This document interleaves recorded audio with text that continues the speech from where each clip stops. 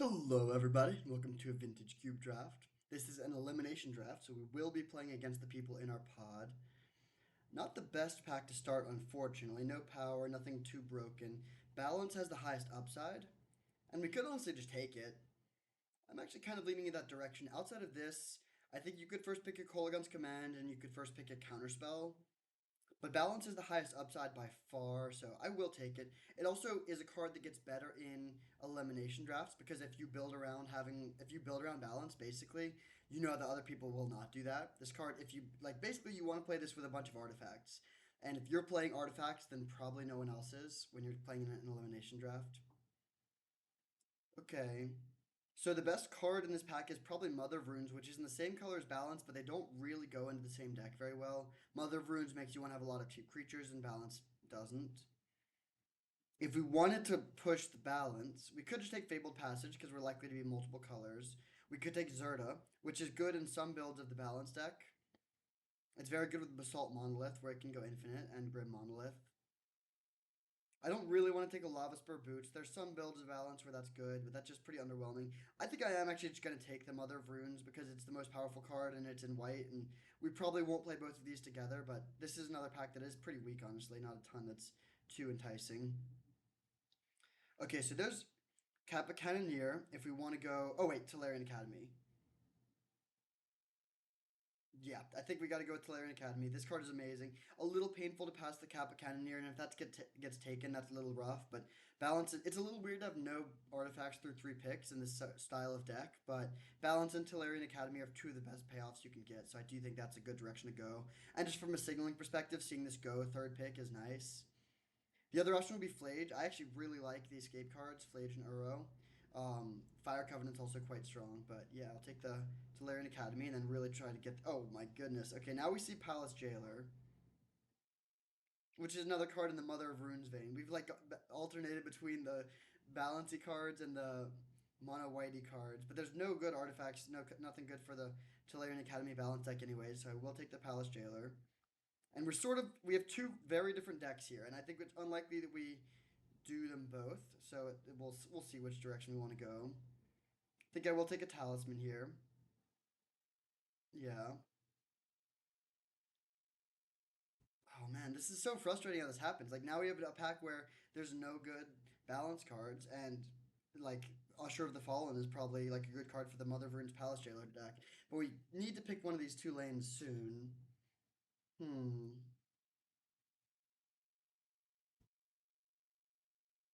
Man, this is a very strange draft so far. I'm not seeing a lot of artifact stuff going around, unfortunately. Like if we were to try to force the balance Solarian Academy deck, I guess we would take Paradoxical Outcome, but that card is just so weak. So I'm gonna take the Usher of the Fallen.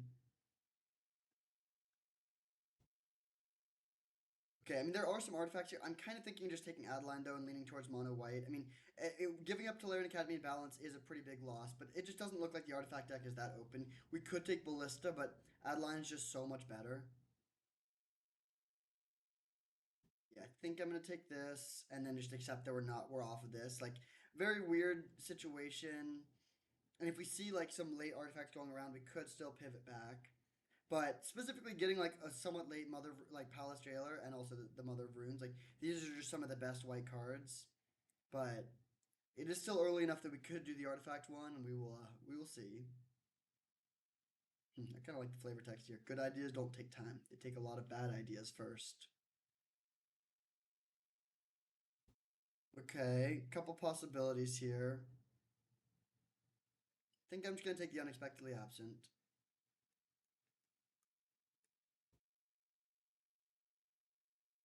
Hmm. Okay, seeing Kolagun's command on the wheel is weird. That's a very good card. Very strange draft. Think I'm going to pass this and speculatively take this, and then we'll see. I don't think it's super likely, but there's a possibility that we see Flage and or Fire Covenant come around and go into Mardu. Could have also taken the Dam there, and that's just like another board sweeper for the balance deck, but I think we're basically off of that. Virtue of Loyalty versus Fabled Passage. I think I will take the Virtue of Loyalty. This Kolaghan's Command is pretty speculative. And I do actually like Virtue of Loyalty. I think it's a pretty good card. It scales well into the late game. Wow. Okay, so Fire Covenant did wheel. Flage did not. But that is pretty interesting. With Kolaghan's Command and Fire Covenant coming around, Black Red does appear to be somewhat open as a two color combination. So I'll take the Glorybringer and potentially set up to be that. Yeah, we do see Blazemire Verge. That's not surprising. And I think with Fire Covenant and Kolaghan's Command, I will take this over Intrepid Adversary. Kind of an interesting late pivot. And again, I really wish I had Flage if I am going to be Mardu. But this is an interesting start. We do need to get more fixing, of course. We have no fixing for white plus our other colors. Um, okay, so we could just take a Thraben Inspector and stay like with the good white cards. There's no good fixing for the Mardu deck. We could take Skull Clamp, which is very high upside. Wasteland, of course, is a possibility.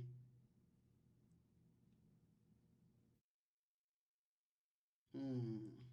I think I will take the Clamp here over Thraben Inspector. Now I see, oh, fourth Air Lingus. Easy fourth Air Lingus here. Yeah, I think we're fully on this train, on the Mardu train. If we can get the fixing, that's amazing. Prismatic Vista would be good too, but yeah, fourth Air Lingus is just like one of the best cards in the format. Now we see Stoneforge Mystic, which is interesting. We did pass Cauldra Complete, but I'm not even that into Cauldra, honestly. I think I will take this. It gets Clamp right now, and then we can get more stuff for it down the road. Very good pack 2 for us so far, even though we didn't get any power. There's Ura, the other escape card, but not going to be taking that. Thopter Foundry, a card that works well in the balance shell, but we're pretty much off of that. We could take the Aether Spark. That's actually kind of interesting. It's not a card I've played with too much, but it's good with Stoneforge. Yeah, I think we take this card. Yeah. So we'll see on the black. I would love to be able to play these two cards, but we just don't have any fixing right now. And someone else took Flage, so it's going to be potentially hard to get Boros fixing. We're going to have to prioritize it pretty highly. Now we see Cathar Commando versus Umezawa's Jite. There's also Jetmir's Garden, which is like a bad red-white land, but I think I will take the Jite actually. It's a card that is hit or miss. It's not going to be good in every single matchup, but it will be phenomenal in some matchups. And when we already have the Stoneforge to find it, I do think that's a solid pickup. Cathar Commando is another possibility. But yeah, I'll take the, well, hmm. We do already have two equipments. You know, I want to make sure we have a reasonable creature count. I'll take this. GTA is fine, but it's not essential. Now I see Giver of Runes. That's excellent. There's also Blood Crypt, but I think Giver of Runes is a high enough priority that we do just take it. Like, having a good base of powerful white cards is the key to this deck. There's Ketramos, which could be an okay sideboard card, but we're going to take Bleachbone Verge, which is some nice fixing for us here. There's also Chainsaw, which I would potentially play, or actually would definitely play. It's good with Stoneforge also, but I think, I mean, we could just abandon black, but these two cards are so powerful that I do think it's worth just taking this. Now I'll go with Talisman of Conviction. Ephemerate is high upside, but it doesn't really work great with anything that we have right now. And Burst Lightning is fine as well, but I think yeah, I'm going to take the Talisman. It's good fixing. We also have some powerful cards that are good to ramp into.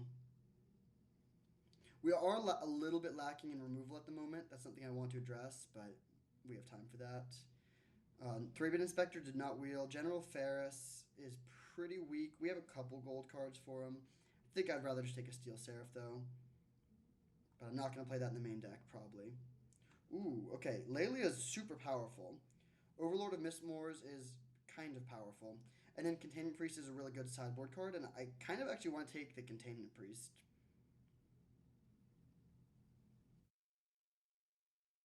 Lily is the strongest card, but this is like the best on our curve, and also I want to be closer, like sort of base white.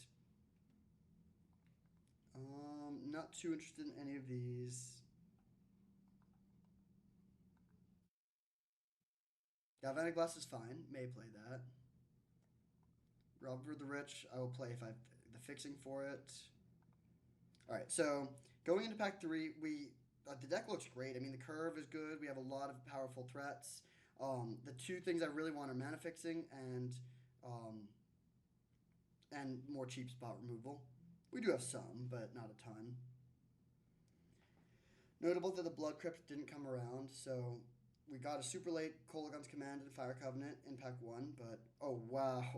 Okay, so Ancestral Recall and Minsc and Boo are both just obscenely powerful. However, that's going to be super tough on the mana. Wow, that is close. I would so much rather get a Mox here than Ancestral. So we want to try to make that splash happen. The thing is, our fixing is already so bad. Yeah, I don't think we can really afford to play Ancestral in this deck.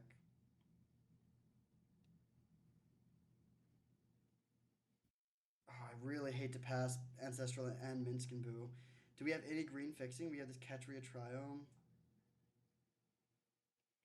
Alternatively, if we just stay in the Mardu plan, we can take Bombardment, Shadowy Backstreet, or Felia. Felia is actually really good. I think I am going to take the Felia. Really, really painful to pass all this broken stuff, and I wouldn't fault you for just taking it and trying to make it work, but Felia is so good. It's also especially good with Containment Priest, and we get past a Mox. That is pretty nice. Yep, definitely taking that. Guide of Souls is something we're looking at on the wheel. Now I think we got to take a Elegant Parlor here over Thoughtseize. Interestingly, we did not wheel Ketchermos. If we had gotten Ketchermos, then Ghost Vacuum would be a consideration. But we'll take the Parlor. Really try to get some more fixing. Okay, nice, nice. There's Parallax Wave and Esper Sentinel, both of which are good, especially Parallax Wave. But I think I have to take Wooded Foothills here, which already gets us red-white. It does not get us black at the moment, but hopefully it will. Alright, I think it's a pretty easy Godless Shrine here. Pyrokinesis could get there.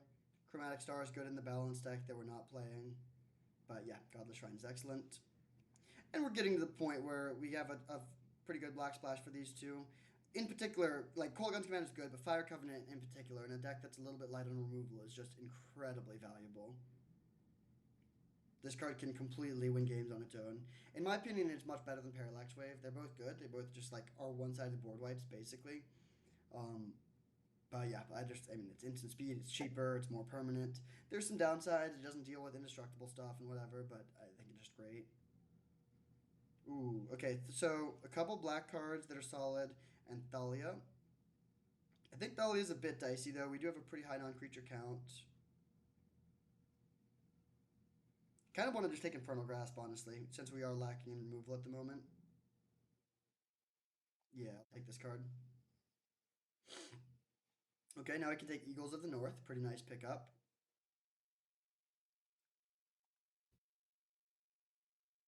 So that can get all of our colors. This is essentially just a free fetch land. What's on the cut? Maybe Glorybringer, just because double red could be tough. Maybe Robber of the Rich in the same way. And we'll just keep, like, Robber of the Rich is a card you want to play on turn 2, really. But now all of our red cards are more late game cards, so that makes it a lot more splashable. Alright, a lot of Boros cards in this pack. What's the best for us? Kind of leaning towards the Rabble Master. I don't really want to take Reese Wrench Goblin because 1-drops are just tough to play in this style of deck. It's Rabble Master versus Headliner Scarlet, I think.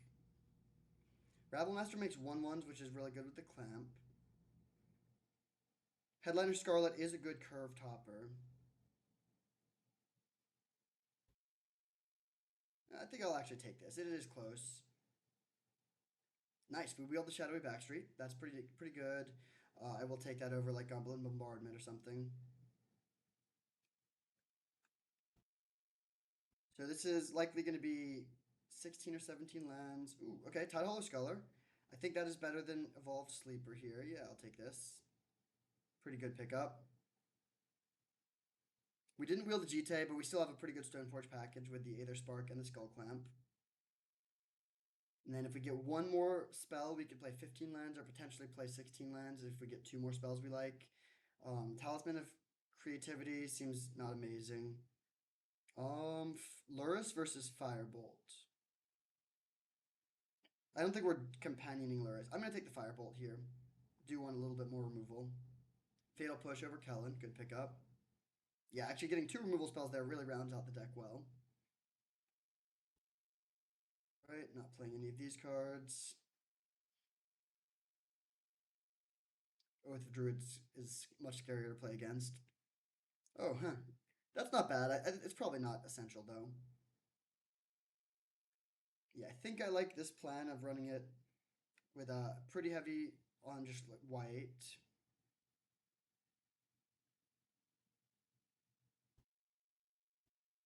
Start with this and see how that looks.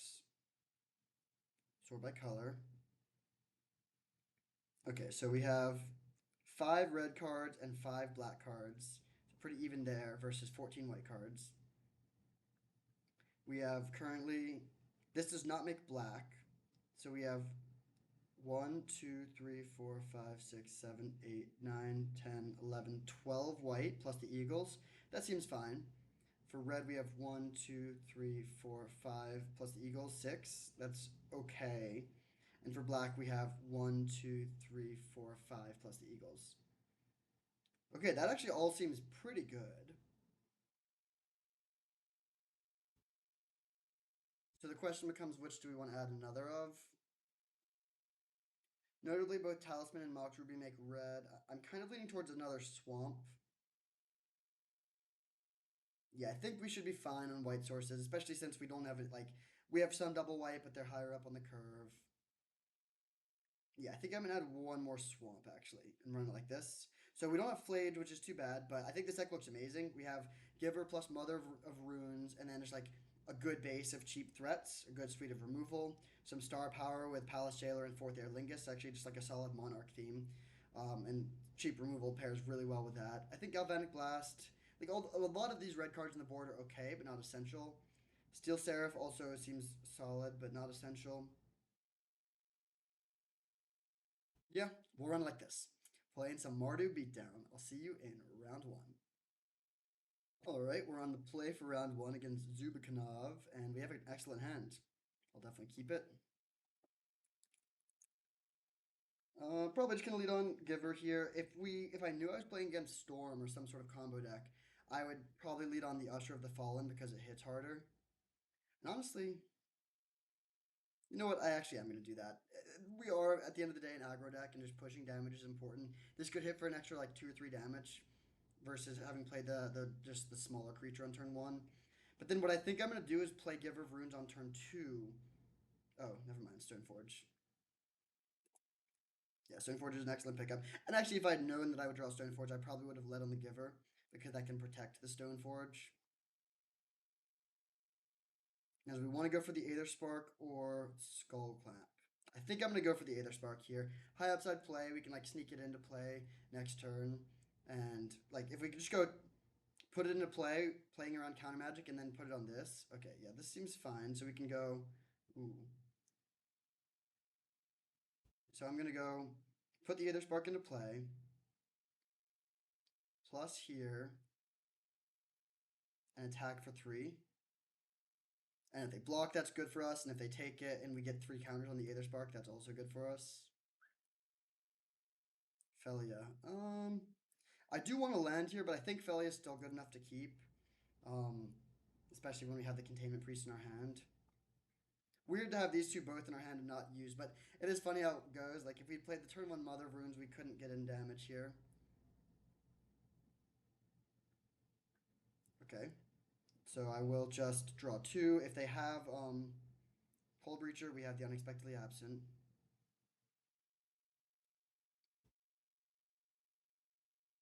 Okay, let's go to combat.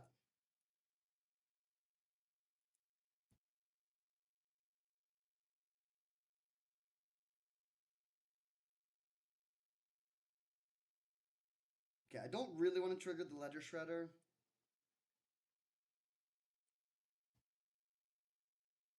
Let's lead on Mother of Runes and see what happens.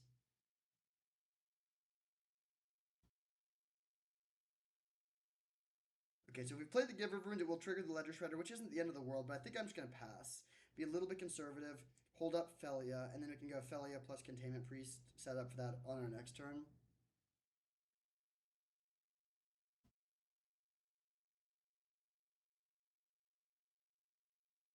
Okay. Pretty weak turn for them.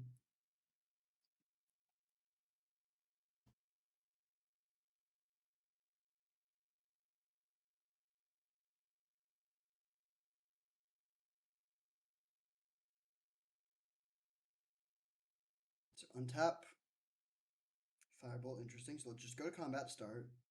Actually, I'll draw two again. Aether Spark looking pretty good so far.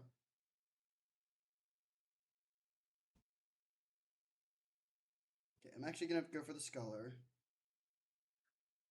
Take a look at what they got going on. Oh, they just concede. Okay, well, I mean, we were gonna dominate them. I mean, ahead on board, ahead on mana, ahead on cards. Just very, very solid performance there. So we're playing against a blue-based control deck. No idea really what they're doing, if they're mono blue or if they're playing controller combo. They could be Storm or something. Do we want to make any changes? I don't think this is a matchup where we really want Glorybringer. I also don't think we need Steel Seraph particularly. On the draw, Robber of the Rich is worse. Galvanic Blast doesn't seem amazing. I guess Karizev is just like the card we bring in if there's anything in our main deck that we don't want. I could maybe cut Fire Covenant for this, just to be a little bit more threat dense, but I think we're threat dense enough. I'm just going to run it back. Okay, so opponent actually gives away some information here. My mana base was not very functional, so they're not mono blue. They're playing some other colors too, but yeah, I still think I'm going to run it back. We just don't really know what we're up against. Okay, well, this is unfortunate. This is where we get punished for playing the extra swamp. Do we want to risk this hand? It's really horrible if we don't draw a white source for a few turns. I think we unfortunately have to mulligan. This hand seems better. Keep and put back Firebolt. Firebolt could end up being good, but I think I like all the other cards a bit more. The other option would be maybe put back the Aether Spark, but it's just very hard castable, even without Stoneforge.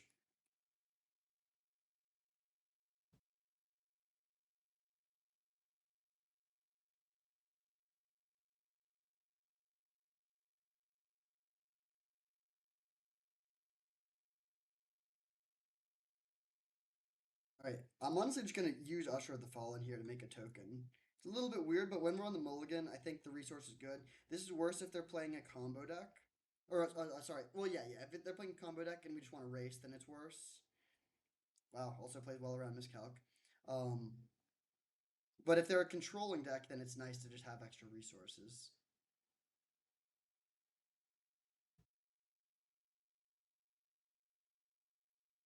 All right, Kiora, fair enough. So blue-red is one of the scarier color combinations of the blue-based ones because they have access to like delayed blast, fireball, and that sort of thing.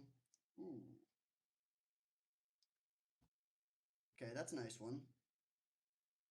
Gonna fetch the mountain, play Mox Ruby, play Aether Spark, and equip to the human warrior token so that they can both at least trade. So they can take 4 if they want, or if they trade, that's also pretty good for us. Having made a token with this on turn 2 is also way better with the Aether Spark. Okay, they just take it. Interesting. Alright, quickly up to 7 loyalty.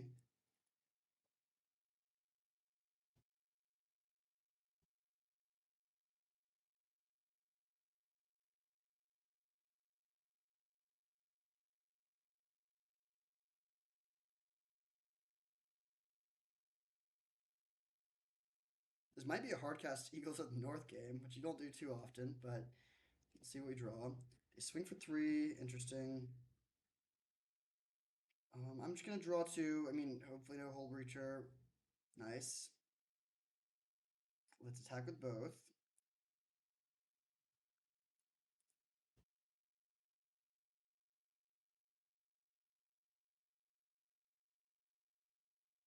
Right, that went well. I think I will firebolt this thing.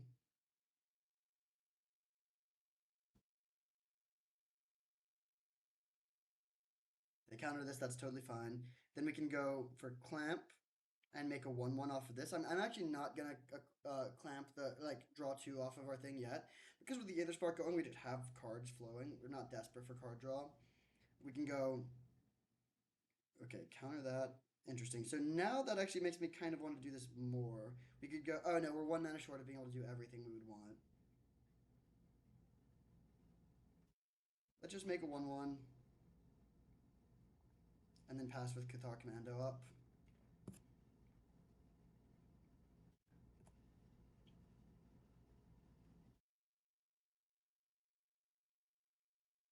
They have 5 cards in the yard, so they're getting kind of close to making an 8/8.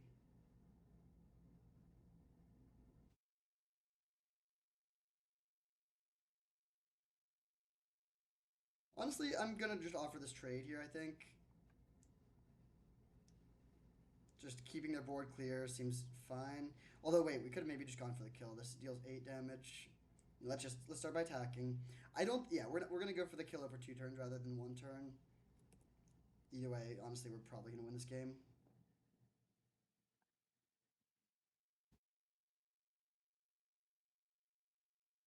Okay, so we'll go play clamp.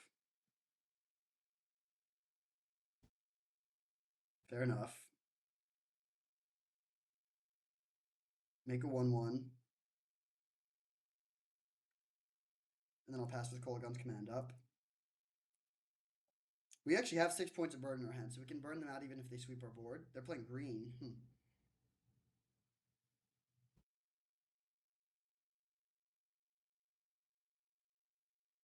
Fury's a good one, but we're just going to be able to burn them out.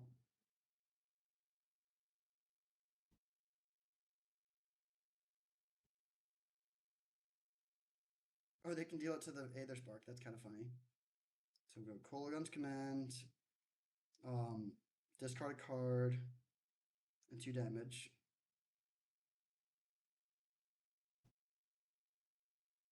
Then untap and go Firebolt plus Flashback Firebolt. Oh, that also does it.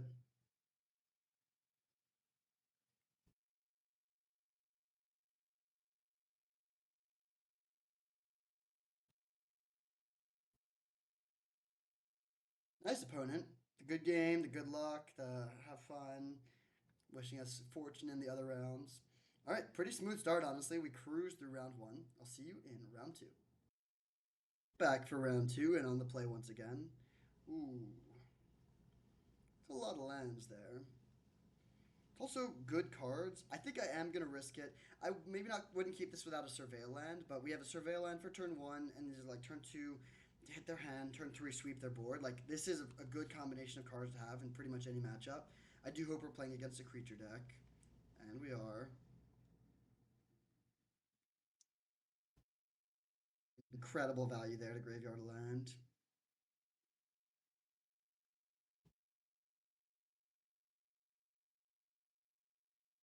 Huh. Well, if we take the bolt, if we take the Ren 6, they can just bolt our thing. So I think I will take the bolt and let them play the Ren if they want to. Ren 6 doesn't do too much in this position. I'm kind of hoping they play Emperor of Bones instead. If they just curve out with creatures and go Emperor of Bones into Questing Beast, then we can just kill their thing. They top decked a different creature. Or a different card. Oh, wrist. That's annoying. Oh, okay, well, a lot of powerful stuff over there. I'm happy to see Minskin hit the yard. I hate to draw the swamp, though. So we'll attack the grist. They go for the chump. So we're playing 16 lands. 1, 2, 3, 4, 5, 6, 7, 8 of them are gone. So not that many lands left in the rest of our deck. They plus again. That's fine.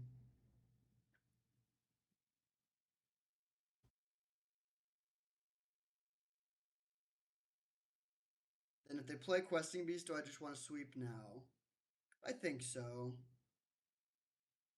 Could try to wait for them to get the Emperor of Bones down. But I don't really want to be taking too much damage, so I'm just going to do this.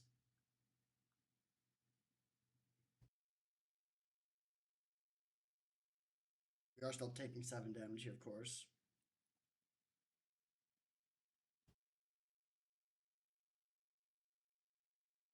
That is brutal. I think I'm going to just bury this thing. It's at 5 loyalty, so we're not that close to killing it. Hit them for 2, but this is going to be a very tough game to win when we're just flooding. We did keep a 5-lander, of course. Pretty rough to have drawn lands, and like, despite surveilling, still drawing a bunch of lands and only draw 1 spell so far. I hope they thought sees me. There's run in 6. They can return this thing, then play the Emperor of Bones. But yeah, this game is pretty over. I don't think there's really a realistic path to victory here, unless they just start flooding really hard. I guess if we draw Palace Jailer, yeah, actually, I don't want to say we don't have the path to victory. We do, but we need to draw well. That is pretty good. I think I'm gonna go for Skull Clamp here.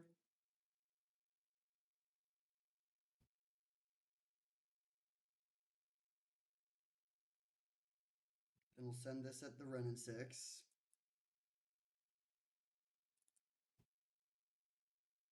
Equip this here. Pass turn.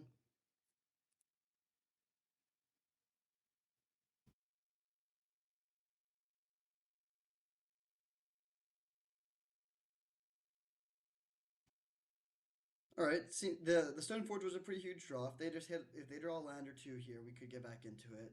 We know they're about to draw Grist. I think next turn. Don't know what is in their hand. Hopefully some lands.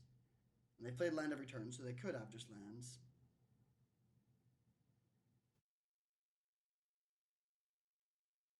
D, okay, sure.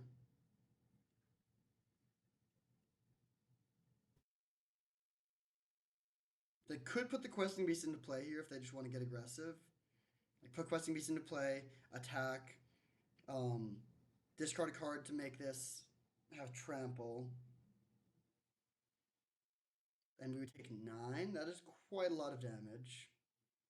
It also means the bolt is lethal if they get that back. So we might actually, yeah, I think I'm just gonna chump block. I hope they don't give this thing trample, but I think I'm likely supposed to just block either way. Saving 1 life and also drawing 2 cards.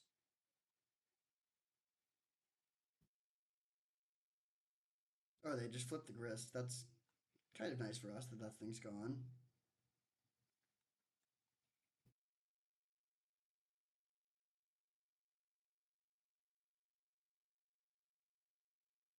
So their board is scary now, but they're about to lose a lot of it. Fatal Push is a good draw. So we can take out Inti or the Emperor of Bones.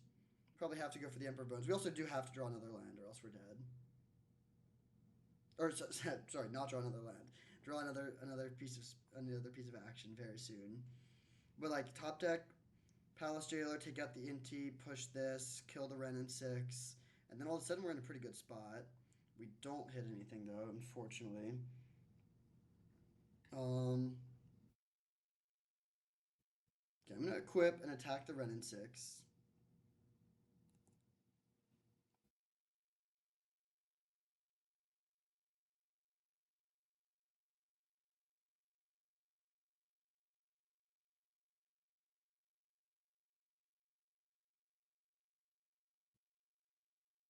Okay, I think I'm just gonna main phase, take out this Emperor of Bones and pass. Then on board we go to 1, and then if they ever get back the Lightning Bolt, we're dead. We're dead to most things here. Just brutal flood. Again, we kept a 5-lander. I do think it's pretty unlikely to just keep drawing lands at this point though, and then yeah, that certainly killed us. So we're playing against Jund. Probably not the best matchup because they have a lot of planeswalkers plus cheap removal. But if we're able to get the Monarch going, we could win. Do we want to go a little bit bigger with something like Glorybringer? I think on the play we just run it back, and then on the draw we can consider going in that direction.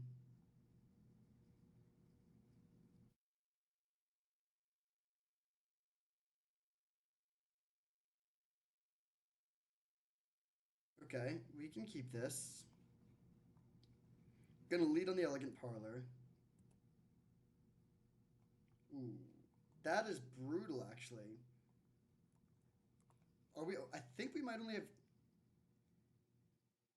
I'm not sure this Wooded Foot has another target. But either way, I mean, I'm gonna graveyard this. But that is a pretty horrendous draw. Like worst case scenario to have on top, and it almost makes you wish I just played the Wooded Foothills. I don't think we have another land. For this turn, we can go for Tide Hollow.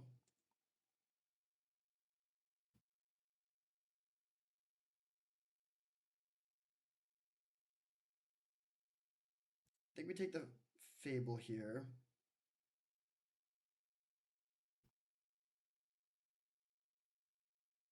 Really have to hit like a white source here.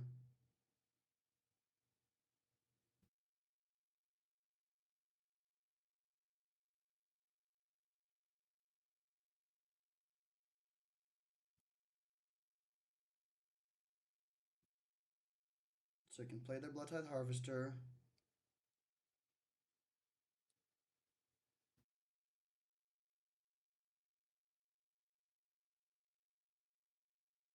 I'm gonna crack. I don't think we have a land. Yeah, that's brutal. Really, really bad. So we just pass.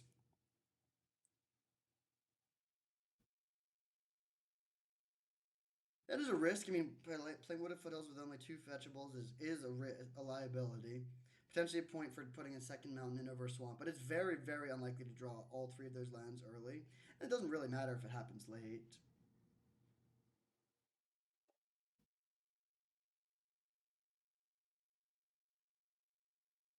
So here comes the Questing Beast. We have a few answers to this, but the best is Felia plus Containment Priest. I think I will trade Tide Hollow with a Blood Tithe Harvester though, um, just to like preserve the life total a bit.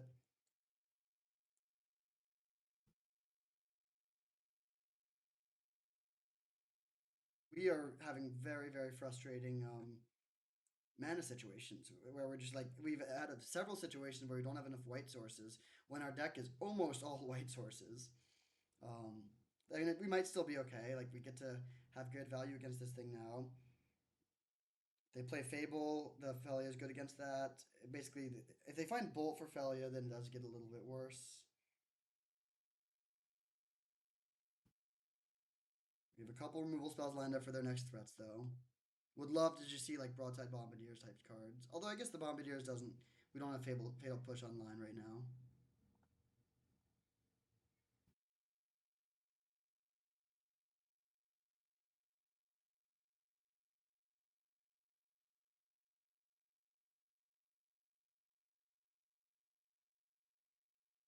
He on its own is not scary at all.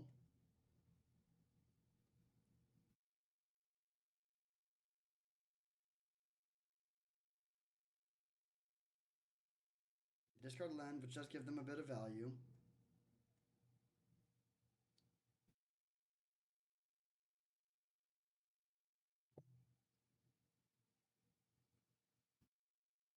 So we're really hoping they don't find a removal spell soon.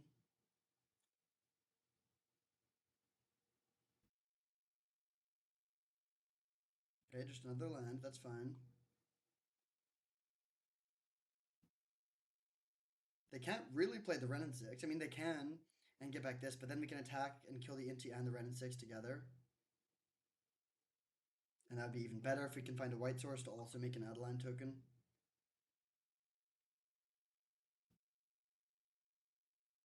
I think every single other land in our deck makes white mana. Oh my gosh, that is frustrating.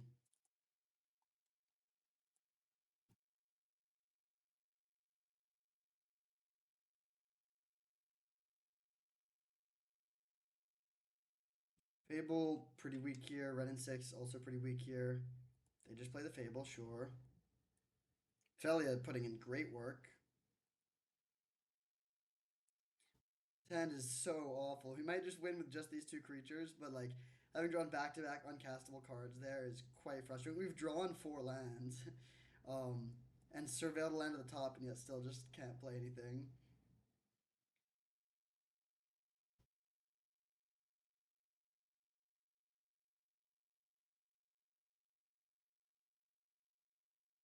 Fair enough.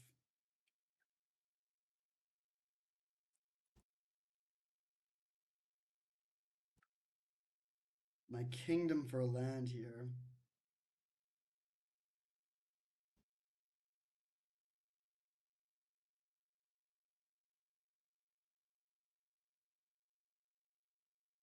They play Ren and Six. I think we just ignore it and attack their face. The Ren and Six just doesn't do much. Okay, that does do stuff, but we can just Fatal Push.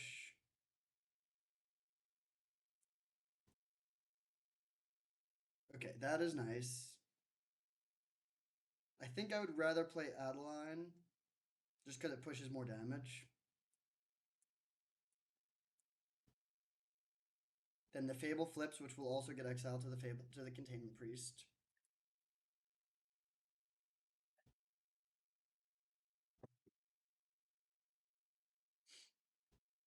We have back-to-back removal spells with a bunch of power. Do we have lethal actually? Yeah, we have 8 damage next turn, plus 9 if we play the Aether Spark. They can play Brennan 6 to snipe our human token, which would actually put it back to being not quite lethal. Oh, just hardcast Generous Ent. That will not do it, my friend.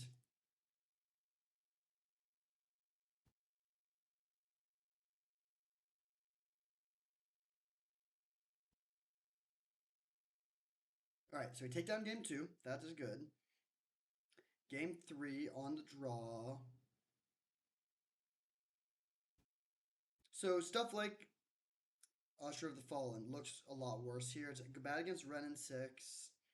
Just probably not great overall. So I think I like the idea of going a bit bigger.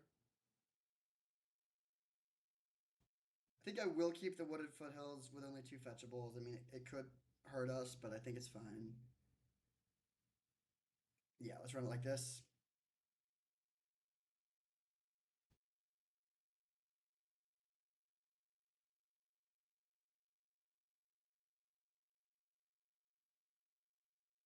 Okay, a lot of removal in this hand. It's a little reactive, but I think I will keep it.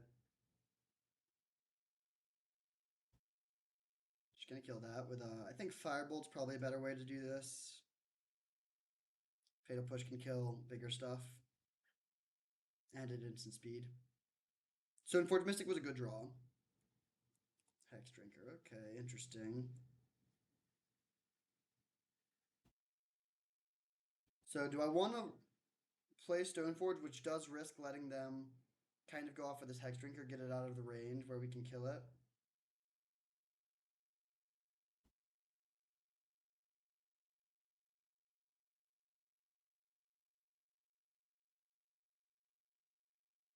I think I'm gonna wait. Oh no! Oh, that was bad land play. If we want to hold a fatal push, okay, that actually pencils us in just having to do this.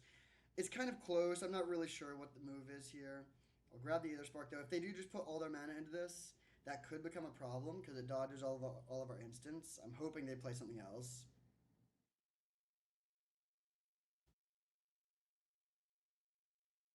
We could potentially race the Hex Drinker if that's their whole plan.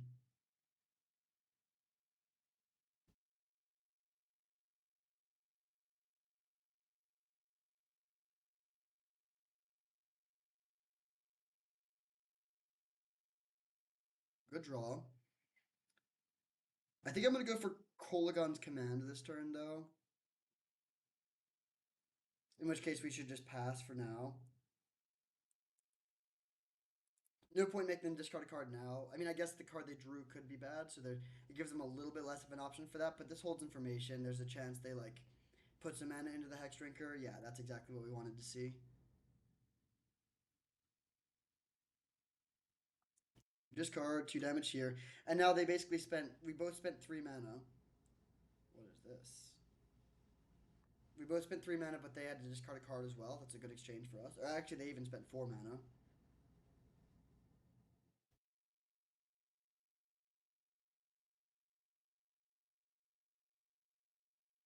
Nice, that worked.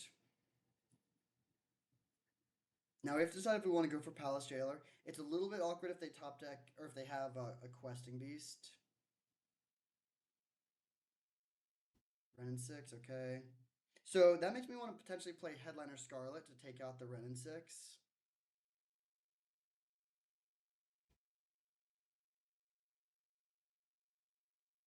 Yeah, I think I'm going to play the Scarlet here. Which lets us kill the Renin 6 and also just lets us get a good threat into play. Like if they don't kill that, it lets us draw cards every turn. And if they do kill it, then they have just less removal for all our other threats. Our hand is pretty stacked.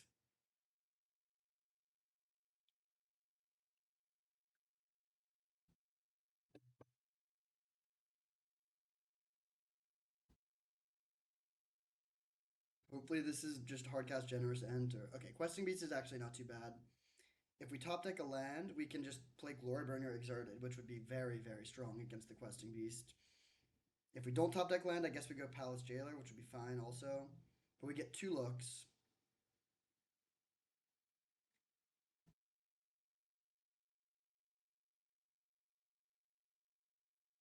Trigger this. Elegant Parlor, that's kind of annoying, but not too bad. We can go for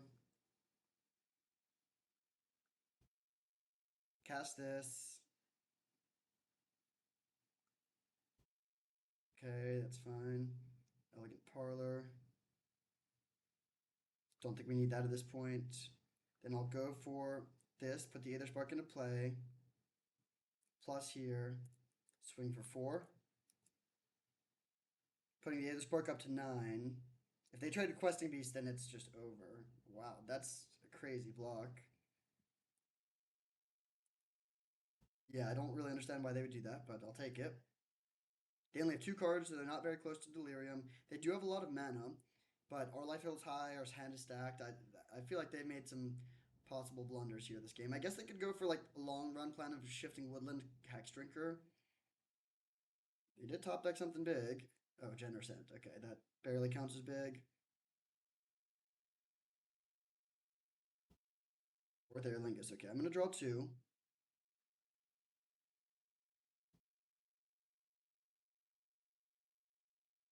Then we can go Palace Jailer, take out the Generous End, and put this on top of their library. Just like Time Walk for a turn. And now we're just in a phenomenal position. We're the Monarch, drawing extra cards. We know they're drawing a brick. We draw the Wooded Foothills, which is a brick also, but that's fine. Fourth Aelingus will be a finisher soon. Let's go plus here.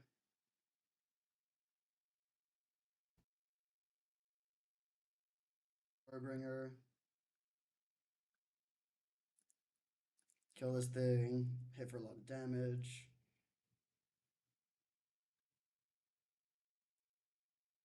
Next turn we can draw. We are drawing a card off of this thing. We can draw 2 off of the Aether Spark. Do we have lethal? No, because this thing will. Oh wait, with the fourth Aelingus we certainly do.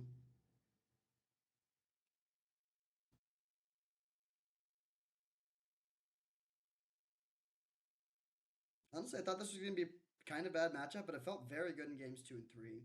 We're good against creature decks. We're just bad against like super friends. Kill this. Untap. Land. Fourth Aerlingus.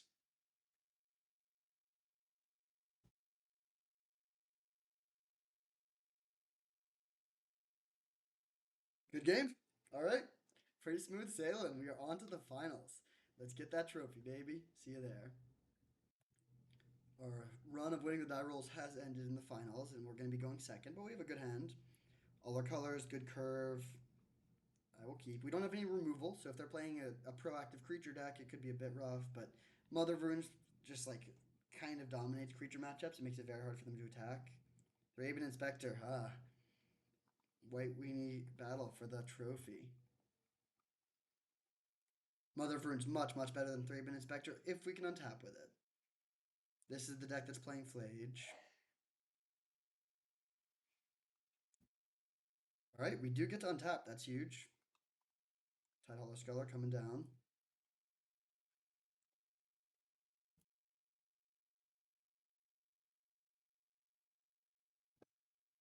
Yeah, there's the Flage.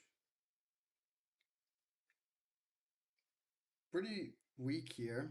I'm going to take the Chandra.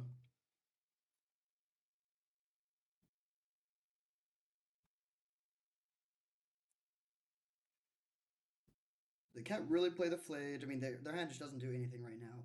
Of course, that could change. They're playing Jeskai. I guess I should have known that they had this Hallowed Fountain.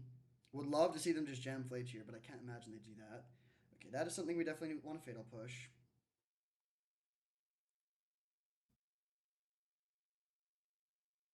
Sure. Alright, just going to kill this. Hit for 2.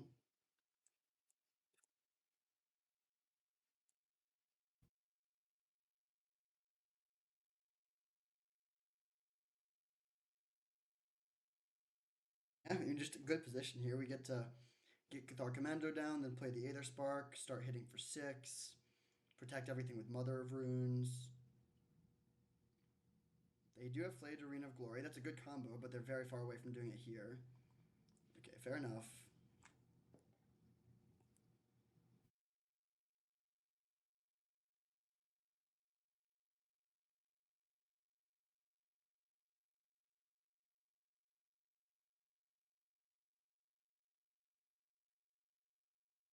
Okay, a few possibilities here. I do want to get a red land into play. And our only way to do that would be cycle Eagle of the North and then um, hold up. Like, we could cycle Eagle of the North, play tapped land, pass with Felia up.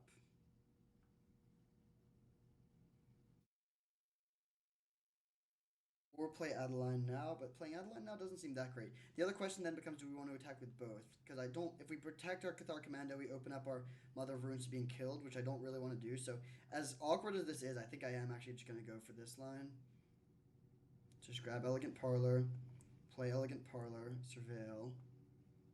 Palace Jailer's a good one, of course. And then swing for 2 and pass. It is awkward. If I hadn't, like, I would have attacked with Cathar Commando too if they hadn't just drawn 7 new cards. But when they have a possibility of having tons of removal here, I don't think it really makes sense for us to tap our Mother of Runes. Oh, Caracas is pretty brutal against the Felia.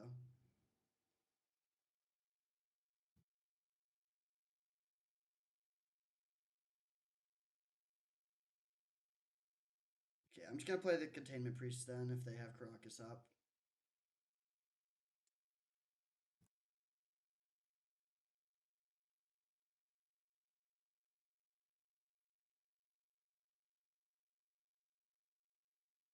Jailer?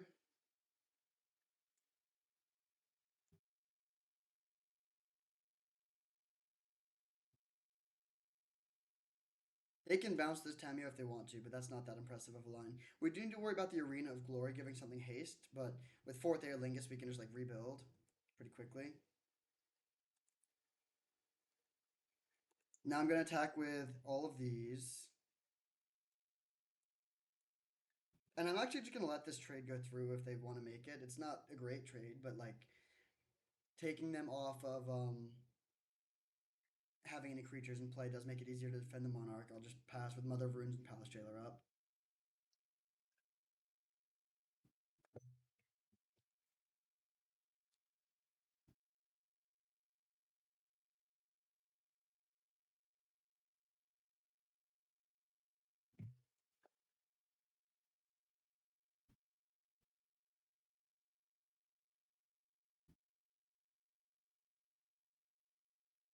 Caracas is good against our deck. I mean, these two are major legends that need to attack. Oh, don't love that. I think I'm going to use Mother of Runes to save herself.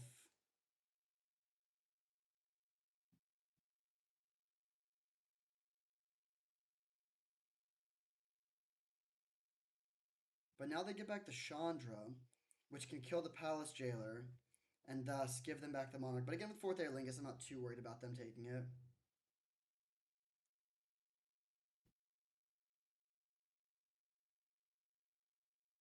But yeah, Pyrokinesis is pretty good in the matchup, especially after Time Twister. Draw a card.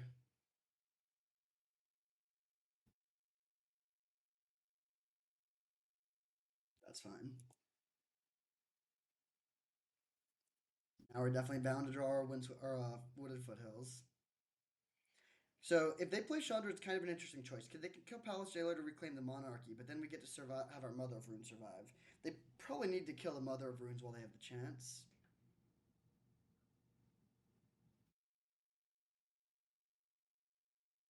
But if they play Chandra minus on the Mother of Runes and then just pass, we're still the Monarch. We're ahead on board. We can pressure the Chandra well. That's just not that great of a position for them.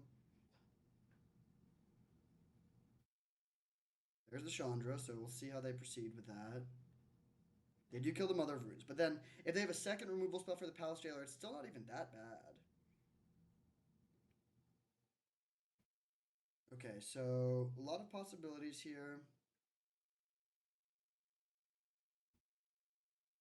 I kind of want to play Adeline, which would force them to bounce.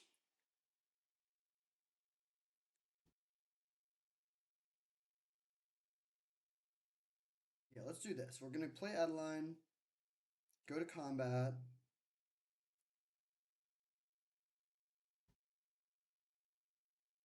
They bounce this.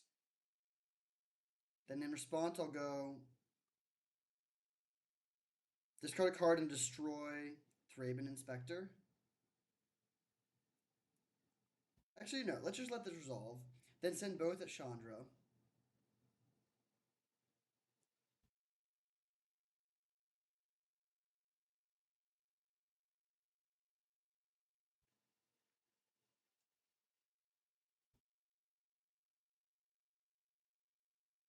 Now we can decide between killing Chandra and killing their Tamio. I think I'm actually going to kill Tamio, weirdly. Do we want to return a card or hit their hand? I think I'm going to hit their hand. We have lots of stuff going on in our hand already. So I'll go discard a card, 2 damage any target. This does let them untap with Chandra, which I don't love. But I think we can pressure the Chandra pretty effectively. Like, it gives them a card, essentially, but the Tamio also gives them a card with the upside to potentially do a lot more.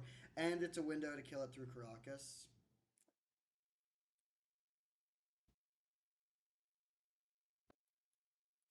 And if the longer the game goes when we have fourth Aerlingus in our hand, kind of the better it is for us.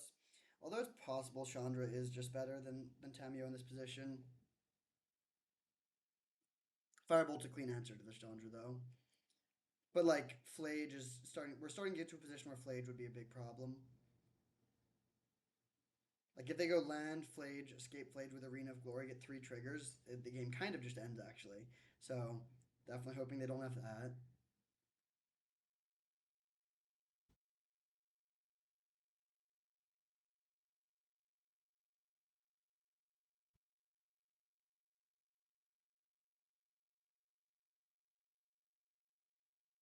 Yeah, Flage is just tough for this deck. We don't really have... Like, this is our graveyard hate, but it doesn't work against Flage. Some protection requires a bit of finesse.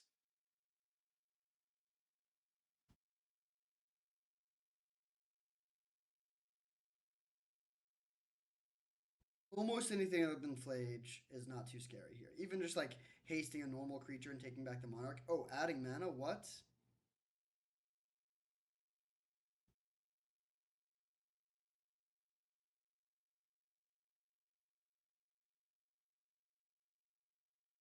It's just an Oliphant or something? Sure.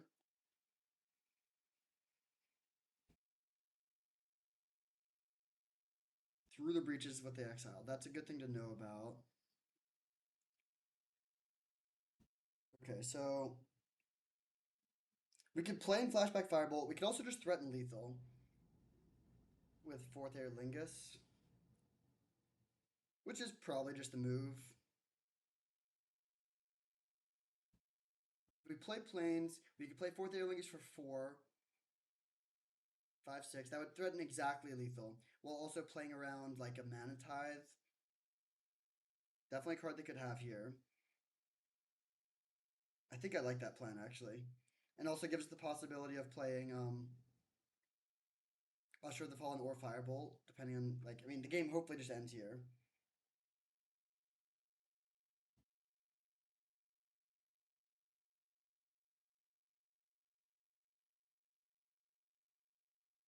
If they have a removal spell, we can still kill them with a Firebolt. I mean there's a lot of lines here, but I think this is probably the best bet. Just send everything at their face.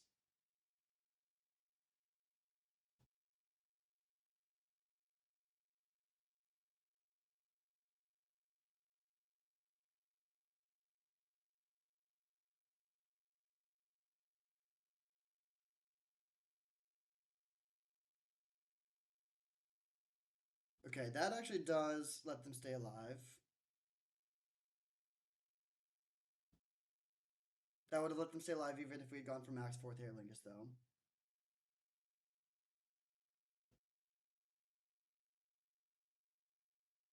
And they discard the Flage. Okay, this is a game. This is a game. They have to block. Like if they go for double chump just to save max life.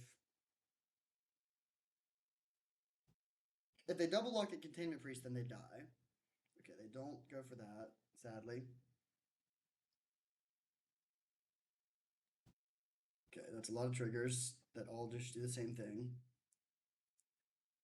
Okay, so we can Firebolt the Chandra. We could play Usher of the Fallen. I think we Firebolt the Chandra. On board, they can deal us 9 damage, which I don't love, but I think just taking the Chandra off the board is worth it. Just giving them access to less resources. And now, like, we could die here for sure. If the Arena of Glory was untapped, we would be dead to their Flage, but that's tapped, so that's not a problem. Our hand is pretty much trash, but we have 6 creatures in play and they're at 4 life. They like if they go for Flage, they go to 7. They have 2 blockers. We still deal 8 damage, so we have lethal. That means that they're no longer dead on board. They have to leave back the Oliphant to block, though. I think. Let's see. If they play Flage, they gain 8 life in total, 4 life in total, going to 8. Yeah, they would be exactly dead if they attacked with the Oliphant. So they have to leave it back on defense. But the problem is, if we attack, they don't die. Oh wait, no, we have Firebolt in the graveyard. So I think they're dead even if they do it. They go to 8. They have 3 blockers. They take 6, and then we Firebolt them for lethal. So they go to exactly 0. What a game. We could die. I mean, they have one more card. We'll see what that is. Oh, no, no, they kill that. Okay, yeah, so they are switched it up a lot, but they're alive right now on board. We need top deck something. Any removal spell does it.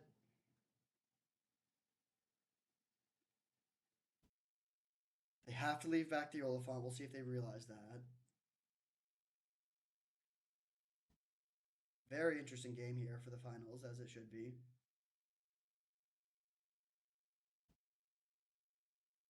Okay, they concede the game. But again, that is kind of. I guess I'm happy about it. Like the alternative was either lose or top deck.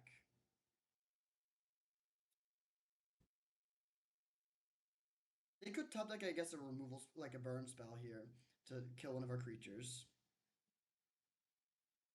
Oh, we top deck a removal spell. Okay, so we'll go land.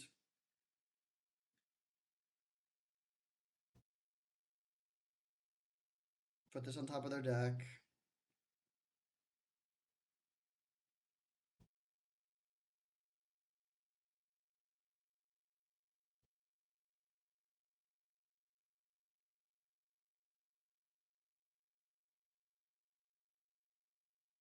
So in this case, we actually would have won even if they had drawn the if they had left the Oliphant back.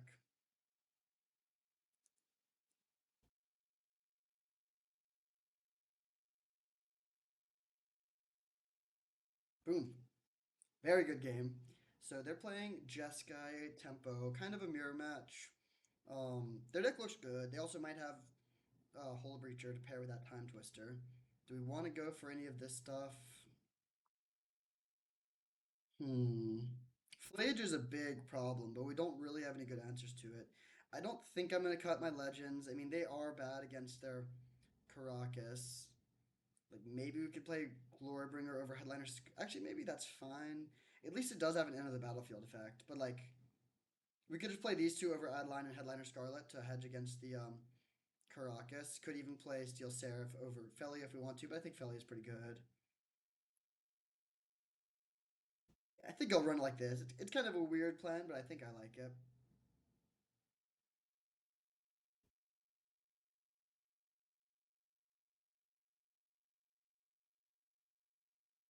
Okay, great hand. We'll definitely keep. I think this is a spot where I'm going to lead on Giver of Runes, because if they have one removal spell, I'd rather them kill the Giver.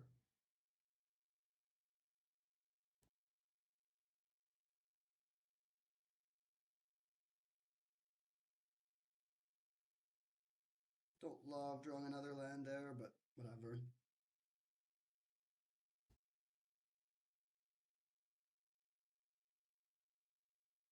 Okay. That is going to become pretty big pretty quickly.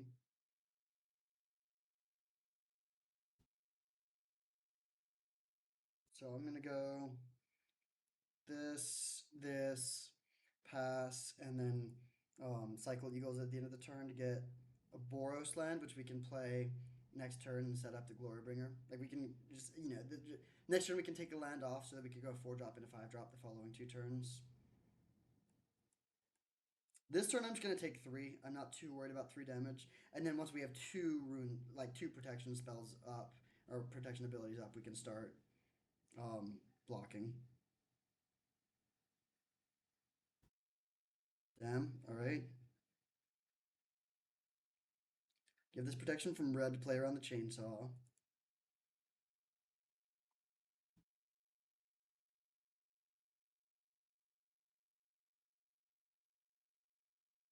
Okay, that's a good one. That's also a good one. We have the Aether Spark in our hand, but it can find Skull Clamp and also is just a body. Like, I think when we have the Aether Spark, we have Monarch, we just want creatures in play. I'm just going to take 4 damage here. Don't love it, but I think it's fine.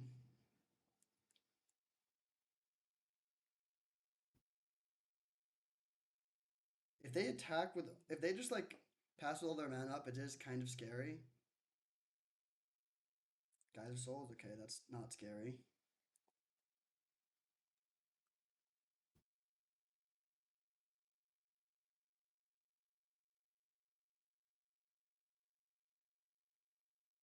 Fair enough. Okay, I think our life total is now getting low enough where we do need to block with Mother of Runes.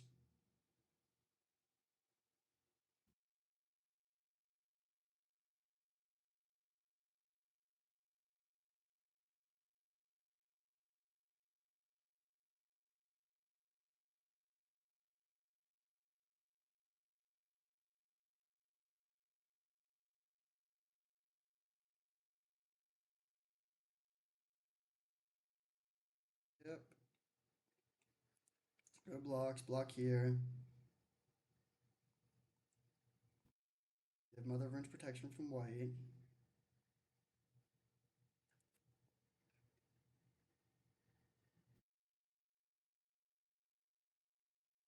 Bummer. They add mana, really. What do they have? Chainsaw then or Stomp? Okay. So that's a good draw. I think we hold off for this turn though. We need to get this Glorybringer down to mess up their board. So play Glorybringer, attack Chandra and Exert.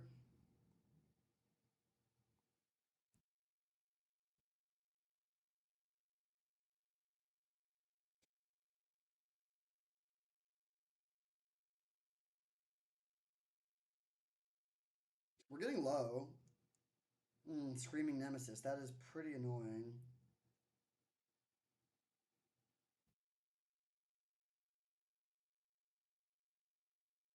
They also have Thraben Inspector G's. Yeah, okay, I think we're probably going to lose this game. There feels like there must have been a way we could have won it.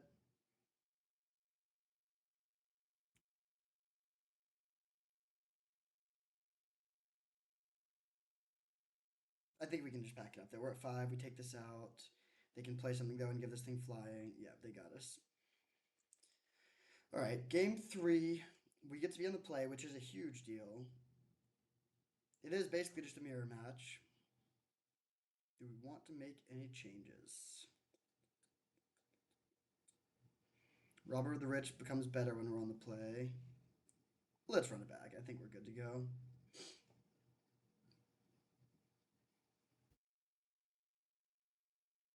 Haven't drawn the Mox that often, but just going like turn 1 Landmarks Robber of the Rich would be a really nice start. Okay, no Mox, but I will keep this hand. I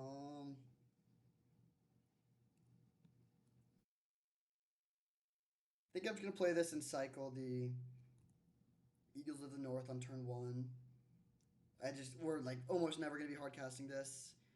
They do have a 1-drop. That's annoying. I guess we can kill this fairly effectively though.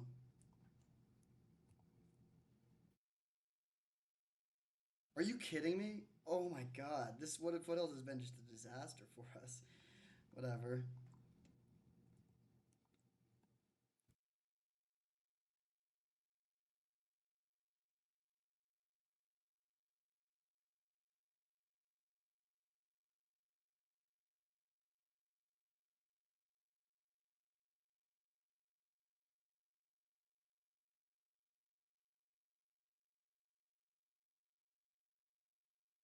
So this is kind of awkward. Oh my god, we could definitely lose this game. I think we just pass here. I mean, we could Fire Covenant sweep up their board, but I think I'd rather wait for Fire Covenant to be a little bit better. especially when we're so flooded. Like if we had a good hand to follow it up, we could just like make sure we stay ahead and just outgrind them in the long game. But this sort of game where we are super pressed on like actual resources, we have essentially nothing other than this Fire Covenant. I think we really need the Fire Covenant to be good. See if they have a Flage here. They don't.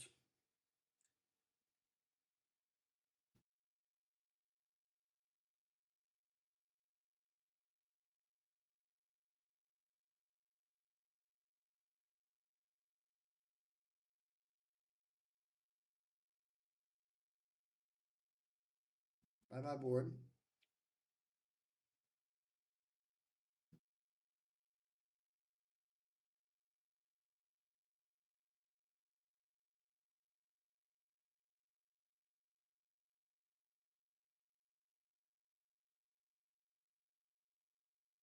Come on. That is incredibly frustrating. Surveil.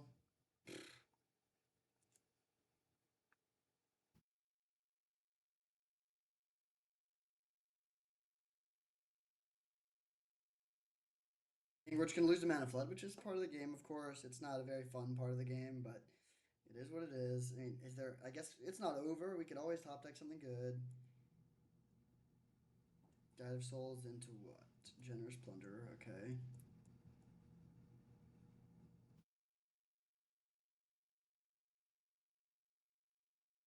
That's a pretty good one, I guess.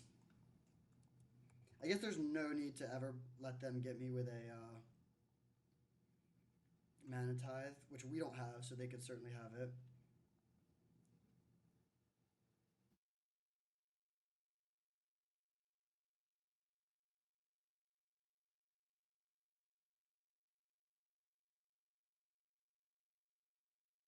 Okay. They're down to one card. Of course, we're essentially down to 0 cards.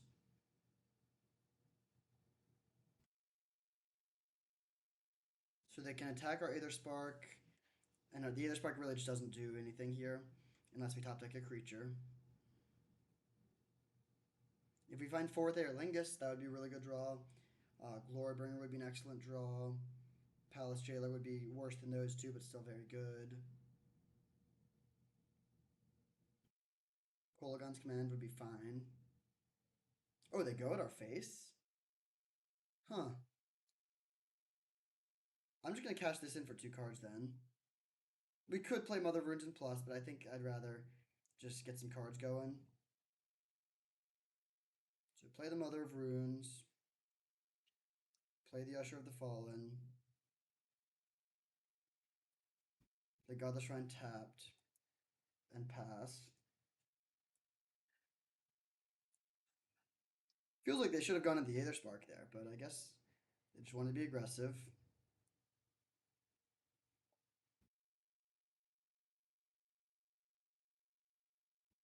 Now we have the choice between 1 life or the treasure token. I honestly think I would rather have 1 life in this position.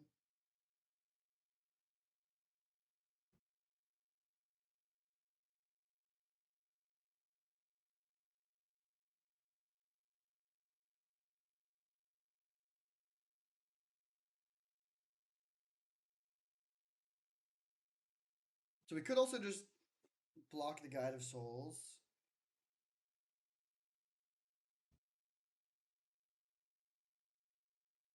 Yeah, I kind of like just eating Guide of Souls here actually and taking 2. Like 2 damage is not that bad. And then having more creatures in play is good with this Virtue of Loyalty. And getting this off the board means we don't need to worry about any flying. Like they could have just got like flashback the season pyromancer thing.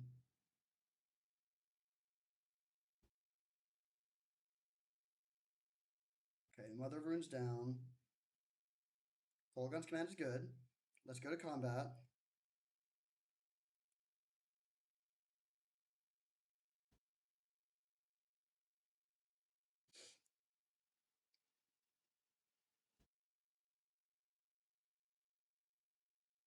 Okay, I think I'm gonna hold off on the Kolaghan's Command for 1 turn. And just make a dude plus play Virtue of Loyalty.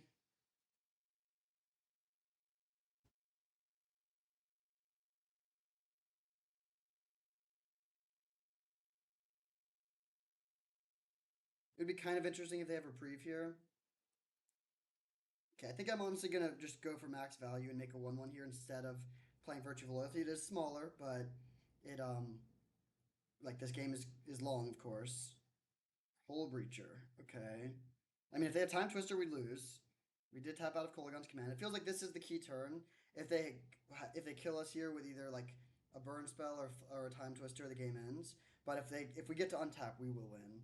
They don't really have good attacks. I mean, if they send both in, we take 3, go to 4.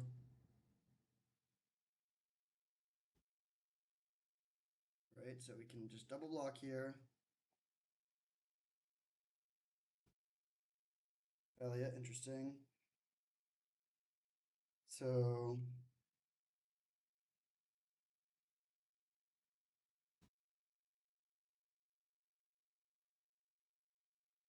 play land. They do have this seasoned pyromancer. I think I'm still fine sending in the Usher of the Fallen. They might have just forgotten about their thing too. Okay, so we'll use this. 3, 2, 2. Or okay, so we're just gonna go for Kolaghan's command plus either Felia or Virtue of Loyalty here. Let's pass. Then go upkeep Kolaghan's command.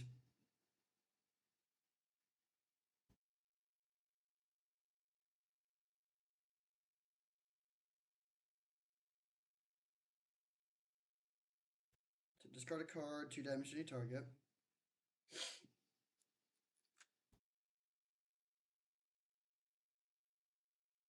Their other card was Arena of Glory. Okay, so I thought there was a good chance it was a land, but Arena of Glory is actually a very relevant land, so it's kind of nice to get that. Like now, I guess Oliphant's gone, but like Oliphant wouldn't have been a good draw.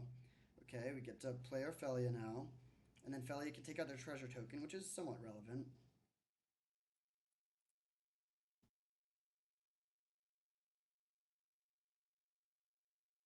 Like for keeping off Flage plus Escape Flage.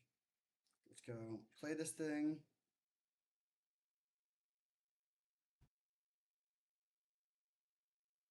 Play this. And now our board is just massive. So the thing, and we get to untap them all, so we have tons of blockers. Pretty hard to imagine a way they win from here, actually. I mean, unless they just burn us out, they could have Fiery Confluence. But our board is huge. Like, we have lethal. They just top deck 1 turn. Is that GG?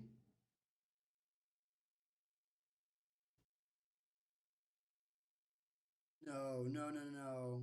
Oh, Chandra, okay. That's the same amount it costs as Fiery Confluence. They kill top card, but there's no balance. Just a mountain. Good game. And good league. All right, sweet. So we take it down to the Mardu. Funny draft where we had like an early Tolarian Academy and balance, but then ended up pivoting because we just took the Palace Jailer as a sign that that was the direction to go in, and it did seem pretty open. I mean, our opponent was playing another white creature deck, so we weren't the only person in that lane. But with Palace Jailer plus 4th Aerlingus to get a lot of Monarch stuff, and then just a bunch of good interaction, good curve, Mother plus Giver, it was a great deck and a great result. Thank you for watching. Hope you enjoyed, and I'll see you next time.